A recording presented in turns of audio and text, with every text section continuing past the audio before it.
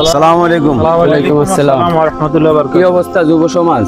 আছি ভালো আছি। আমরা ভালো আছেন? তোমাদের একটা কথা বলি, হ্যাঁ, বলেন। সবসময় ডাইন পথে ডাইন পাশে হাঁটবা। এটা ইসলামের দৃষ্টিতে ডাইন পাশে হাঁটাটাই নিয়ম। কি বলবো, আমরা তো জানি যে ডাইন হাত দিয়ে খাওয়া যায়, বাম হাত দিয়ে খাওয়া যায়। ডাইন পাশ আর বাম পাশ দুইটাই সমান। এখন আমরা হয়তো রাস্তা বাম পাশ দিয়ে হাঁটতেছি আর কি। আমরা কি বুঝলাম? আমরা মুসলমান হিসেবে আমাদের ডাইন পাশে হাঁটা উচিত। বুঝছি। আর সমস্যাটা হইলো কোন জায়গায় জানেন? কি বল? সমস্যা হলো যে রাষ্ট্র আমাদেরকে আইন করে দিছে, আমরা মুসলমান হিসেবে ডাইন পাশ দিয়ে হাঁটা এটা আমাদের জন্য উচিত। ঠিক। কারণ আমাদের আমলনামা ডাইন হাতে দিব।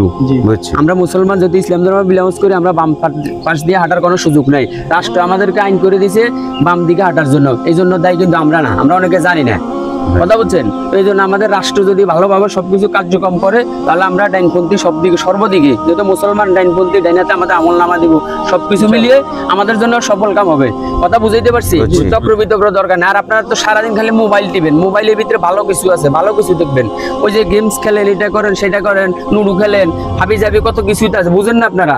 যুব সমাজ আপনারা তো সব বুঝার কথা।